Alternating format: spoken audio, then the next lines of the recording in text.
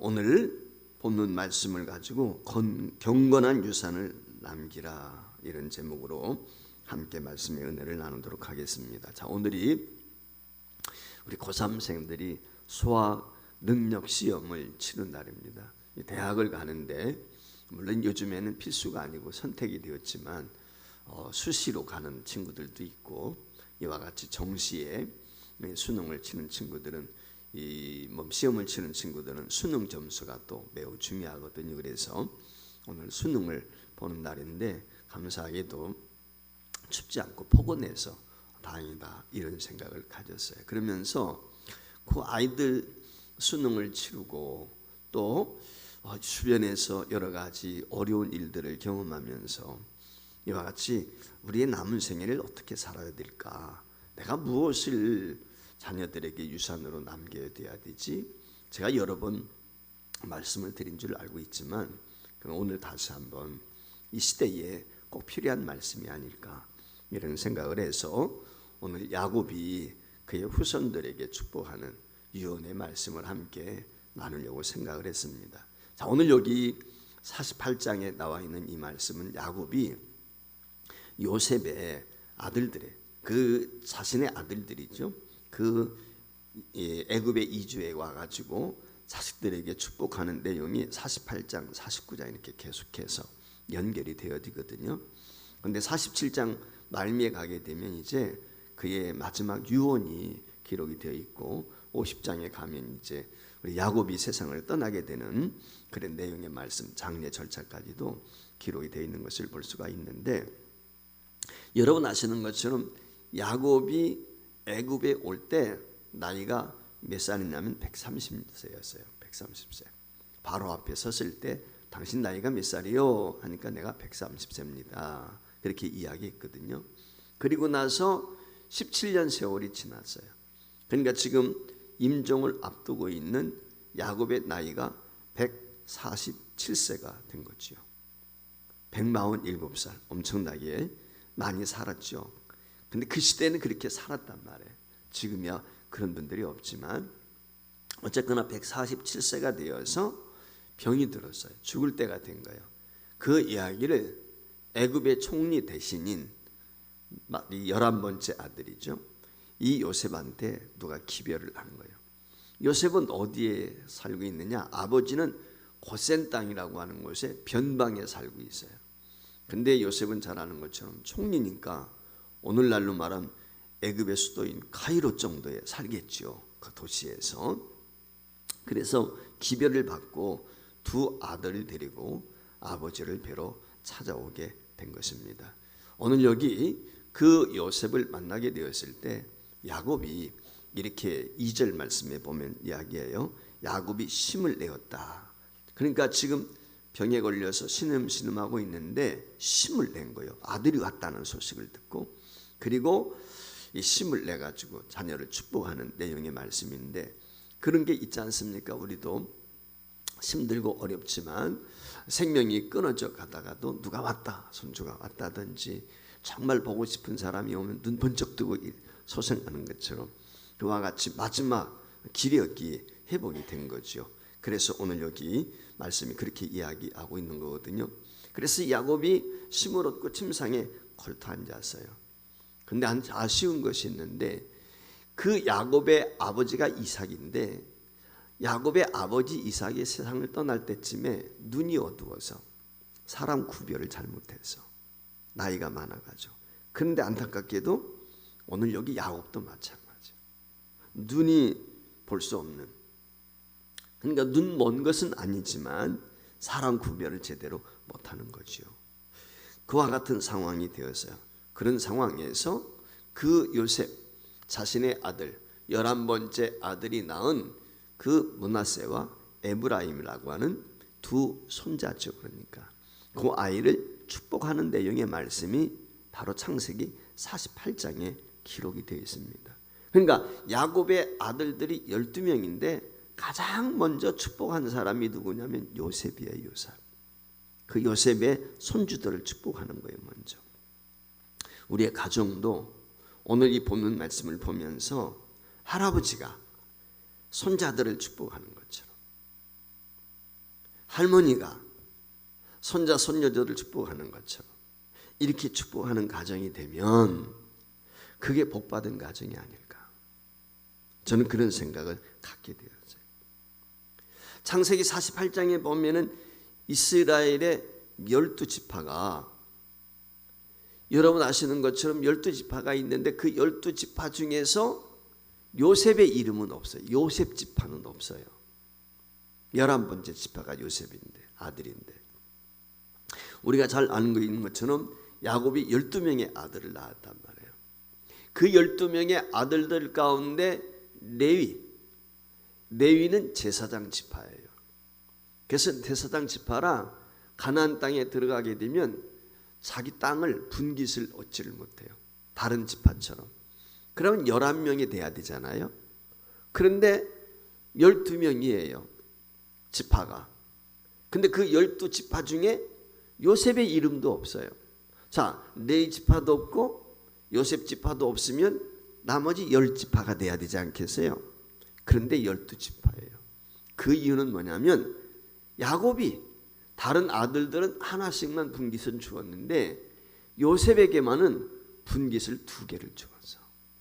그리고 그 요셉에게 직접 준 게 아니라 요셉의 아들들 므낫세와 에브라임한테 분깃을 주었어. 즉 야곱이 손자 므낫세와 에브라임을 양자로 드린 거예요. 양자. 오늘날로 말하면. 그래서 아들 반열에 세워진 거예요. 자기가 낳은 아들 반열에 오늘 여기 손자를 세우는 거예요. 그래서 12지파가 된 거예요. 오늘 여기 말씀에 보면 5절 말씀에 이렇게 기록이 되어 있거든요. 내가 애굽으로 와서 내게 이르기 전에 애굽에서 내게 나온 2 아들 에브라임과 므낫세는 내 것이라. 루벤과 시몬처럼 내 것이 될 것이요. 그래서 루벤과 시몬은 누구냐면 요셉의 형제들이야. 즉 야곱의 아들들 이름이야. 그런데 그 야곱의 자기의 아들들과 같이 자기 소생인 것처럼 손자들 이 므낫세와 에브라임도 똑같이 내 아들이다. 손주가 아니다. 양자다. 그렇게 오늘 여기 이야기하고 있는 거예요. 그래서 오늘 여기 창세기 48장이 바로 이스라엘의 12지파가 어떻게 세워지는가, 기원이 어디에서부터 오는가, 그걸 여기서 이야기해 주고 있는 거예요. 그러니까 오늘 여기 창세기 48장은 할아버지가 손자를 축복하는 장면이지만 실상은 누구를 축복하는 거예요? 양자 삼은 2 아들을 축복하는 거예요. 그게 오늘 본문의 내용이에요. 그래서 이 양자 삼은 이 손주 2 사람을 축복하는 내용에 대해서 믿음장인 히브리서 11장 21절에 가면 이렇게 성경이 기록이 되어 있어요. 손주들을 축복하는데 믿음으로 축복했다. 믿음으로 야곱은 죽을 때에 요셉의 갓 아들에게 축복하고 그 지팡이 머리에 의지하여 경배하였으며, 그렇게 말씀을 하고 있어요. 그러니까 하나님께서 야곱에게 가나안 땅을 주시라고 약속을 냈는데 우리가 잘 아는 것처럼 야곱이 살아있는 동안에 가나안 땅을 들어갔어요? 못 들어갔어요? 못 들어갔어요. 많은 세월이 지난 다음에 후손들에 의해서 가나안 땅에 들어가게 되는데, 그렇기 때문에 이 야곱이 다 이루지 아니한 그 약속이 아들대에 혹은 손자대에 가서 다 이루어질 것이다. 그 믿음을 가지고 지금 2 아들 양자에게 축복을 하고 있는 거예요. 여기서 우리가 기억해야 될 것은 하나님은 한 번 약속하신 것을 그 약속을 변개치 않고 어떤 일이 있어도 끝까지 이루신다 라고 하는 것을 우리가 믿어야 돼. 그 믿음이 있기 때문에 이 야곱은 2 손주를 양자 삼아서 그 나이 어린 이 손주에게 지금 이야기하고 있어요. 아마 이 2 손주의 나이가 이 야곱한테 왔을 때 많으면 10살에서 15살 정도, 그 정도 어린 아이들이에요. 지금 147세 된 할아버지가 한참 어린 손주들에게 그렇게 이야기하고 있어요. 이 말씀을 보면서 오늘 우리는 부모로서 또는 할아버지로서 할머니로서 우리 자녀 손들에게 무슨 유산을 남겨줄까? 재물을 남겨주는 것도 귀중하죠. 아이들 지식을 많이 쌓도록 공부 가르치는 것도 중요하죠. 권력도 중요합니다. 근데 진짜 우리가 자녀들에게 남겨줘야 될 가장 값지고 귀한 것은 신앙의 유산이에요. 믿음의 유산이에요. 경건의 유산인 것입니다. 오늘 여러분들이 이 말씀을 통해서 도전을 받고 내가 남은 생에는 죽어라, 우리 후손들에게 믿음의 유산을 남겨야 되겠다, 이런 다짐을 갖는 귀한 시간이 되었으면 좋겠어요. 그러면은 이 야곱이 나이 어린, 하나님을 알지 못하죠. 사실 이방 땅 애굽에서 태어났으니까.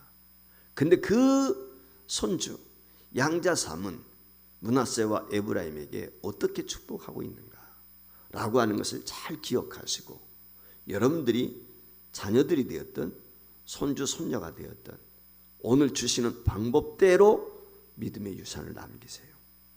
아셨죠? 그래서 여러분들이 잘 기억하시고 메모하셔서 잊어버리지 않기를 바랍니다. 첫 번째, 현재 내가 해야 할 일은 다른 것이 아니라 자녀들의 영혼에 관심을 가져야 돼요. 이게 제일 중요한 거예요. 할아버지 할머니로서, 아버지 어머니로서 우리 자녀 손들의 영혼에 대한 관심을 가져. 다른 것보다도 더 중요한 거예요. 할아버지가 할머니가 손주 손녀 만나서 너 공부를 열심히 하냐? 이건 믿음이 없는 사람이 하는 거야. 너 부모님 말씀 잘 들어? 이건 신앙이 없는 사람이 맨 먼저 하는 얘기예요. 신앙인은 무슨 얘기를 해야 돼요? 교회 잘 나가니? 예수 잘 믿지? 만나자마자 해야 되는 게 이에요. 영혼에 관심이 있어야 돼. 영혼에. 이게 제일 중요해요. 공부도 잘해야 돼. 건강도 해야 돼. 부모님 말씀도 순종해야 돼. 그러나 믿음이 없으면 말짱 도루묵이야. 헛거예요, 인생. 이거 아셔야 돼. 여러분, 당시 요셉의 두 아들은 조금 전에 말씀을 드렸지만 어린 나이예요. 야곱은 눈이 어두워서 사실은 그 손주들 얼굴 알아볼 수가 없어. 누가 누군지도 몰라. 그런데 이 야곱이 어떻게 해요? 그 손주들 왔다는 소식을 듣고 힘을 내가지고 누워있다가 벌떡 일어나서 침상에 앉아가지고 그들을 끌어안고 포옹해주고 입 맞추는 거예요. 너무너무 반가워서. 그리고는 내가 죽었다고 생각한 아들 요셉을 만난 것도 감사한데 하물며 그 요셉의 두 아들을 내가 내 품에 안게 되었으니 얼마나 감격스러운가, 이렇게 생각을 하면서 오늘 야곱이 하나님 앞에 감사해요. 여러분, 처음 보는 손주예요. 아마 여러분들 그런 생각 가지고 있었겠지요. 이 야곱 애굽에서 말이죠, 총리 대신에 아들이 돼서 호화로운, 어쩌면 왕궁은 아니랄지라도 총리 관저에서 살면서 이 아이들이 남다른 호화호식을 누리며 살지 않겠어요? 그런데 야곱은 거기에 대해서 하나 물어보지 않아요. 야, 너희들은 어떻게 공부하고 있어? 혹시 너희들은 꿈이 뭐야? 너희들은 장차 어떤 사람이 될 거야? 이런 걸 물어보는 게 아니에요. 지금 야곱은 어때요? 야곱의 마음속엔 이 두 손자를 향해서 요 아이들이 장차 하나님의 은혜로 살아야 될 텐데, 하나님의 사람이 돼야 될 텐데, 하나님께서 인도해 주셔야 될 텐데, 여기에 관심이 있어요. 그 아이들이 건강하고 출세하고 성공, 여기에 관심이 있는 게 아니고 이 아이들이 하나님의 사람이 되어야 할 텐데 여기에 관심이 있어요. 거기에 관심을 보이고 있어요. 어떤 할아버지가 손주에게 성경을 자주 읽도록 권면을 했답니다. 그랬더니 손주가 어느 날 할아버지한테 그랬어요. 할아버지, 저는요, 성경을 읽어도 아무 소용이 없는 것 같아요. 제가 머리가 나빠서 성경을 읽고 나면 조금에는 기억도 하나도 안 나요. 다 잊어버려요. 그러니 할아버지, 제가 성경을 읽는 것은 아무 소용이 없는 것 같아요. 이 아이가 그랬어요. 그러니까 이 할아버지가 하는 말이, 얘야, 너 저기 저 통 좀 가져봐. 예, 통을 가져와 보니까 이 물통 하나, 물기름 통이 있는데 구멍이 하나 나 있고 아주 더러워진 그런 통이었어요. 근데 할아버지가 손주한테 이야기합니다. 얘야, 예, 이 통에다가 저 수도가에 가서 물 좀 받아가지고 와라. 예.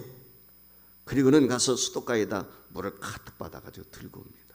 들고 오는데 이 물통에 구멍이 뚫려 있으니까 물을 받아가지고 할아버지한테 오는 사이 어떻게 돼요? 물이 다 새버렸어요. 하나도 물이 남지 않았어요. 그때 이 손주가 할아버지한테 그렇게 이야기합니다. 할아버지, 물이 다 샜어요. 그래? 그럼 다시 한번 떠와봐. 또 다시 가서 그 통에다가 물을 받아가지고 할아버지한테 왔는데 역시 물이 있어요, 없어요? 구멍이 뚫린 바가지니까 물이 하나도 안 남았어요. 그렇게 3번을 했어요. 그러니까 이 손주가 짜증이 나는 거예요. 할아버지, 이런 구멍난 물통에 무슨 물을 담아가지고 오라고 심부름을 시켜요. 할아버지한테 소리 질렀어요. 자기가 수고했는데 물 하나도 받아오지 못했잖아요. 그때 할아버지가 투정을 부리고 있는 손주를 향해서 이렇게 이야기했답니다. 예, 너 그 통 좀 들여다봐라. 내 손에 들고 있는 통 좀 들여다봐라. 통을 들여다보는 순간 맨 처음에 물을 길러갈 때는요, 통이 먼지로 찌들어가지고 아주 더러워졌는데 물을 3번 그곳에서 들어오는 동안에 물은 다 새나갔지만 통은 깨끗하게 씻겨져 있던 거예요. 물이 흘러나가면서 깨끗이 통을 닦은 거예요. 할아버지가 이야기했어요. 하나님의 말씀이 그렇단다. 내가 읽을 때 다 기억도 안 나고 다 씻겨나가는 것 같지만 하나님의 말씀이 내 마음속에 한번 지나가면 내 영혼이 그만큼 깨끗해지는 거야. 내 마음속에, 내 생각 속에 말씀이 남지 않아도 하나님의 말씀이 한번 지나가면 그만큼 내가 깨끗해질 수 있어요. 여러분, 이게 성경이에요. 이게 말씀이에요. 그래서 여러분들이 성경을 잘 봐야 되고 열심히 읽어야 되고, 나는 기억이 안 나서 그런 소리 하지 마세요. 여러분들 성경 읽기 통독하는 거 요즘에 라디오도 있고 그렇잖아요. 그걸 켜놓고 열심히 들으세요. 믿음은 들으면서 오는 거예요. 콩나물 물 주는 것 같아요. 콩나물 물 주면 어때요? 싹 빠져나가요. 근데 여러분, 콩나물이 어때요? 쑥쑥 자라지 않습니까? 물 안 주면요, 시들시들 말라 썩어버려요. 물을 줘야 돼요. 우리 영혼이 똑같아요. 콩나물 물 주는 것처럼 자꾸 말씀을 듣고 말씀을 보면 기억이 안 남아도 그게 어느 순간 가랑비에 옷 젖듯이 하나님께서 우리 마음을 적시는 거예요, 말씀으로. 그래서 신앙이 생기고 자라는 거예요. 사랑하는 여러분, 저와 여러분이 기억해야 될 것은 오늘 여기 주신 말씀처럼 여러분 손주들이 여러분을 나중에 생각할 때 무엇이라고 기억하실까? 우리 할아버지는 약주를 잘 하셨던 분이야. 우리 할머니는 욕쟁이 할머니였어. 우리 부모님은 돈은 많은데 구두쇠였어. 여러분, 이런 이야기들을 한다면 어떨 것 같아요? 여러분, 오늘 내가 죽었어. 여러분의 아들, 딸들이, 여러분의 손주들이, 우리 할아버지, 할머니는 우리 아버지 어머니는 뭐라고 할 것 같아요? 우리 할아버지는 내게 신앙이 뭔지를 가르쳐 주셨어. 우리 할머니는 내게 기도가 뭔지를 가르쳐 주셨어. 우리 부모님은 내게 교회 생활을 어떻게 해야 되는지 본을 보여주셔서. 여러분 어떤 부모가 되고 싶으세요? 여러분 어떤 할아버지 할머니가 되고 싶으세요? 곰곰이 한번 생각해 보세요. 우리의 자녀들은요, 우리의 신앙을 참 위대한 유산으로 간직하고 영원토록 그것을 자랑할 수 있어야 돼요. 신앙 교육은 잘못하면 두 극단으로 흐릴 수가 있습니다. 첫 번째가 뭐냐면 너무 엄격할 때요. 율법주의를. 십계명도 외워야 되고 뭣도 해야 되고 몇 시에 일어나서 뭐 해야 되고. 여러분요, 아이들이 처음에는 그와 같이 하면요 잘 따라하는 것 같지만 나중에는요 그렇지 못해요. 너무 엄격하게 하면은요 삐뚤어질 수도 있어요. 이 점을 우리가 잘 고려해야 돼요. 아이들 입장을 고려해야 돼요. 또 하나는 지가 알아서 하겠지 하고서 너무 방관적으로 내버려 두게 되면 아이들 문제가 생깁니다. 그래서요 나이가 들게 되면 어떻게 돼요? 이 아이들이요 좀 어려운 난제에 부딪히게 되면 뛰쳐나가게 되고 결국은 이 아이들이 문제아들이 되는 경우 많이 있습니다. 오늘 여기 야곱이 그 두 손주를 만나게 되었을 때 어떻게 신앙에 대한 이야기를 하고 있는지 이걸 우리가 잘 생각해 봐야 돼요. 야곱이 어떻게 했어요? 손주를 만났을 때 품어주었어요. 안아주었어요. 입맞춤을 했어요. 무슨 얘기인지 아시겠죠? 그리고 나서 그 두 손주를 축복하는 거예요. 이게 할아버지 할머니들이 해야 돼요. 우리의 부모들이 해야 돼요. 즉 자녀들은 사랑으로 교육해야 되고 그리고 바르게 또한 진리를 전수해 줘야 돼요. 그래서 우리 할아버지 할머니가 먼저 신앙에 돈독해져야 돼요. 내가 믿음이 없는데 내 아들 딸들에게 어떻게 믿음을 가르쳐? 안 되죠. 내 손주 손녀들에게 어떻게 신앙 얘기를 하겠어요? 안 되죠.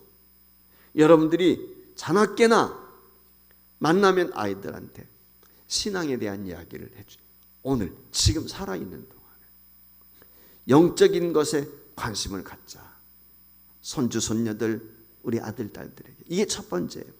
두 번째 우리가 해야 될 것 중에 하나가 뭐냐면은 과거 자신의 경험을 자녀들에게 간증하는 거예요. 고백하는 거예요. 믿음은 간증이 있어야 되거든요. 이게 중요해요. 오늘 여기 말씀에 보면은 15절 말씀에 야곱의 간증이 있어요.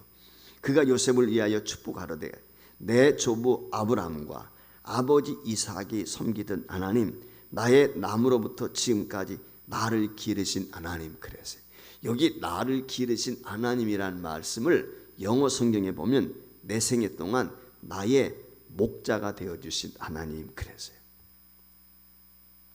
나는 양이고 하나님은 목자래. 그 목자가 되신 하나님이 나를 어떻게 하셨는가? 여러분 아시는 것처럼 아버지하고 살 때 브엘세바 있었거든요. 그 브엘세바에서부터 밧단 아람으로 갑니다. 밧단 아람에서 하란 땅까지 갑니다. 하란 땅까지 갔다가 나중에 돌아와서 가나안 땅에 다시 가기까지, 그리고 애굽에까지. 이 야곱은 나그네 인생을 살았어요. 그래서 야곱이 바로 앞에 내 나이가 몇 살입니까? 그러니까 내 나그네 인생이 130년입니다. 그렇게 고백을 해요. 이곳저곳 돌아다니다 왔단 말이에요. 그 이곳저곳 떠다녔던 나그네 인생을 살았던 자신의 삶에 대해서 간증을 하면서 그 나그네 인생길에 우리 하나님이 나를 지켜주셨다. 내 목자가 되셨다. 그렇게 고백을 하고 있어요. 여러분들도 지금까지 살아오시면서 내가 70년, 80년 살아왔는데 하나님이 내 목자가 되셔서 내가 남편 일찍 여의고 힘들고 어려운 중에 7남매 키우면서 하나님 없었다면 내가 지금까지 살 수가 없었을 텐데, 이 얘기하는 거예요. 지금 내가 6.25 전쟁 치르고 피난길 다니고 힘들고 어려웠었는데, 그런데 하나님을 의지하고 내가 이 자리까지 왔어. 그 얘기예요. 그런 고백이 있어야 돼요. 그런 간증을 아이들한테 해줘야 되는 거예요. 오늘 여기 16절 말씀에 보면 나를 모든 환난에서 건지신 사자께서 이 아이에게 복을 주시며 이들로 내 이름과 내 조부 아브라함과 아버지 이삭의 이름으로 칭하게 하시오며 이들로 세상에서 번식되게 하시기를 원합니다. 그래서 그 목자가 되신 하나님은 두 번째 나를 어떻게 하셨다? 건지시는 분, 모든 환난 가운데서 나를 지켜주신 분. 여러분 아시는 것처럼 여기 사자, 천사겠지요. 여러분 야복강가에서 천사만 나가지고 씨름하잖아요. 그 얘기를 지금 하고 있는 거예요. 그 천사가 나를 지금까지 도와주셨다. 아마 이 천사는 성육하기 전에, 성육신 하시기 전에 우리 예수 그리스도의 모습이 아니었을까 생각을 해요. 오늘날로 말하면 그래요. 예수 그리스도께서 나를 구원해 주셔서, 예수님께서 나를 이처럼 축복해 주셔서, 내가 힘들고 어려운 세상을 살아왔지만 예수님께서 나와 함께 하시고 나를 보호해 주셔서. 조만식 장로님 아시지요? 그 조만식 장로님의 딸 중에 조선부 권사님이 계세요. 그 권사님이 8남매를 두었어요. 이북에서 6.25 때 피난을 옵니다. 8남매를 다 잃어버렸어요. 뿔뿔이 흩어져가지고 어디에 있는지 알 수가 없어요. 그런데 부산행 열차로 다 가다가 열차 안에서 한 놈도 만나고 또 만나서 8명을 다 찾았어요. 근데 이 조선부 권사님이 남편이 38살에 세상을 떠났어요. 제가 그 교회 부목사로 9년 동안 있는 동안에 그 권사님 당시 87세인가 5세인가 연세가 그랬어요. 그런데도요 1년 12달 새벽기도 한 번 빠진 적이 없어요. 그분의 정중열 장로님이라고, 이 장로님이 김포 세관장, 서울 세관장을 2번씩, 세관장을 한 곳을 2번 이상 한 사람이 없어. 근데 이분만 그렇게. 그러니까 조만식 장로님의 위손자지. 지금도 생존해 계세요. 87세인가 90이 다 돼서. 근데 휠체어를 타고 새벽기도 오는 거예요. 가들이 휠체어를. 거리가 가까운 데도 아니야. 여기서 홈플러스보다도 훨씬 더 멀어. 그렇게 멀리 있는데도 새벽을 개근해. 새벽을 맨 앞자리 어디에 왔냐? 요 맨 앞자리 의자. 휠체어 타고 오니까 맨 앞에 여기 강대하고 같이 가운데 중앙.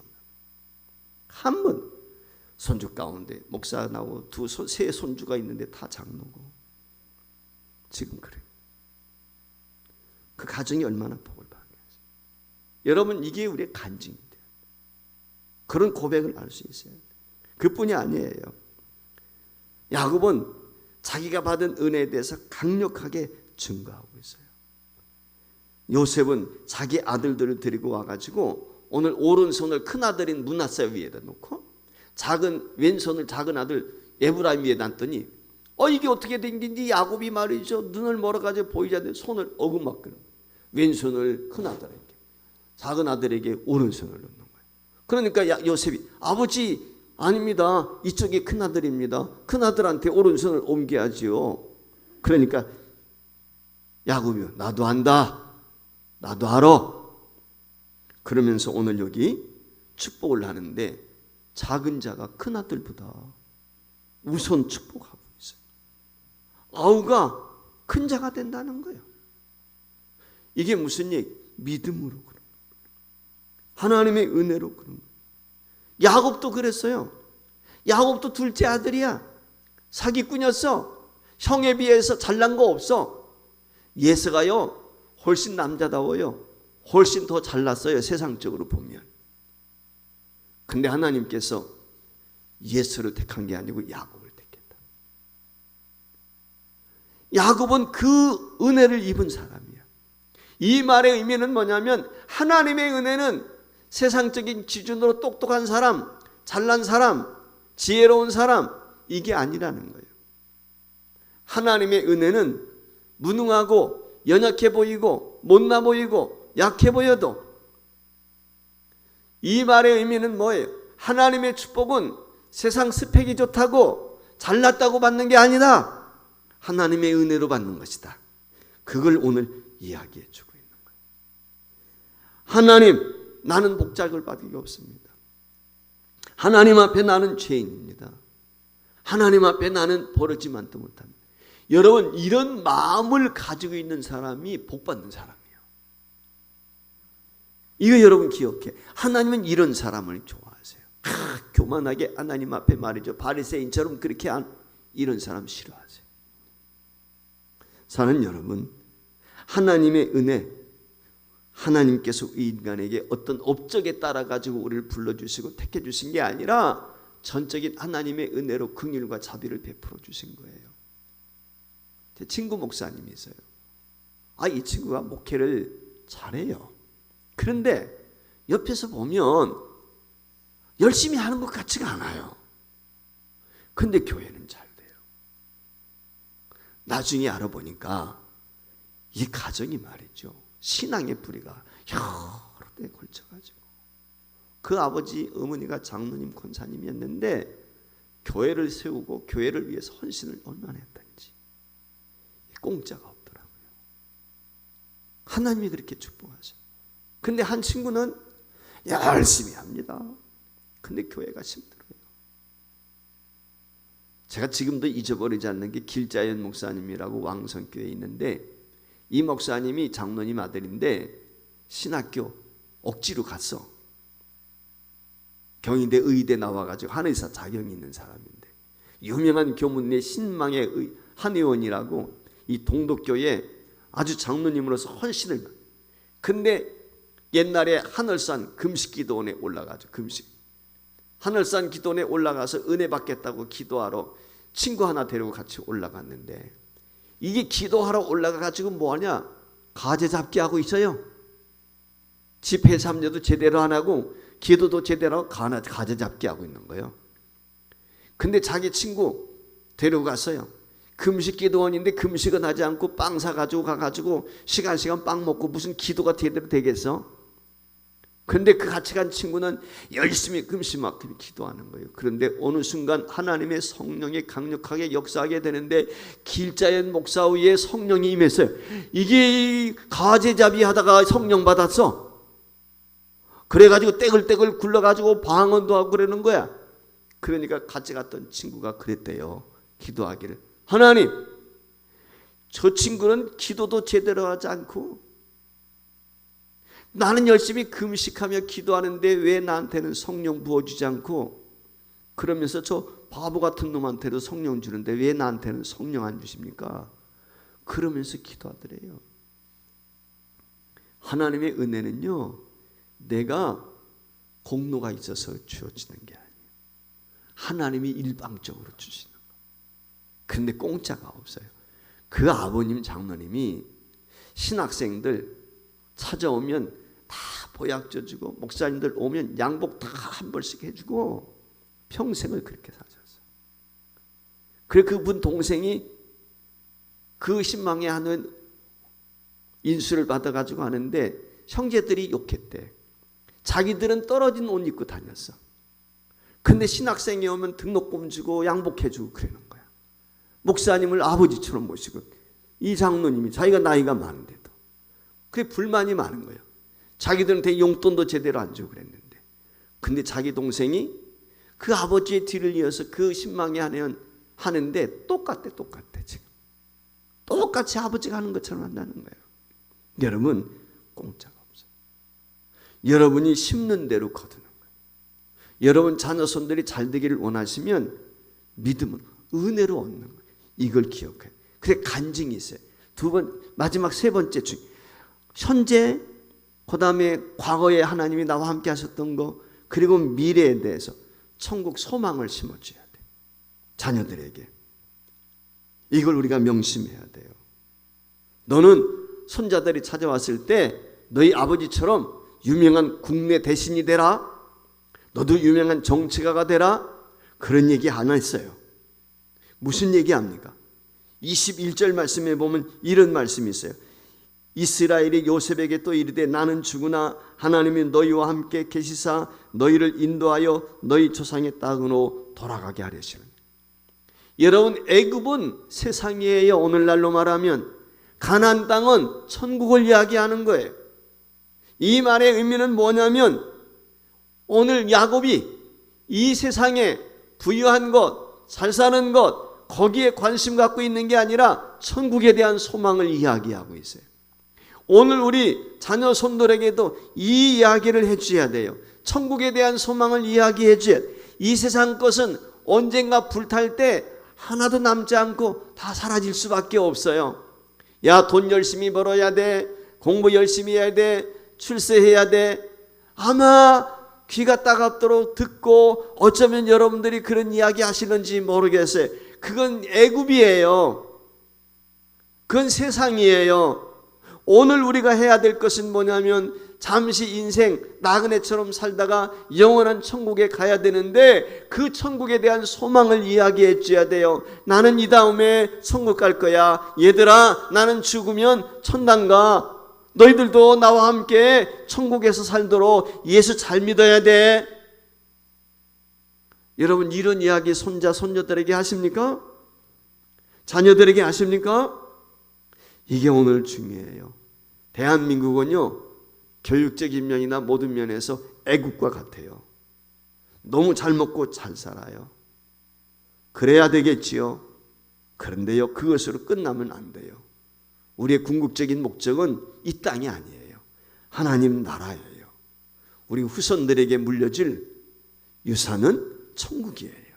그렇기 때문에 여러분들이 오늘 여기 야곱의 하나님, 이삭의 하나님, 아브라함의 하나님이 나의 하나님인 것처럼 너희들도 이 하나님으로 인해서 이 땅에서 복되고 천국 백성이 되었으면 좋겠다.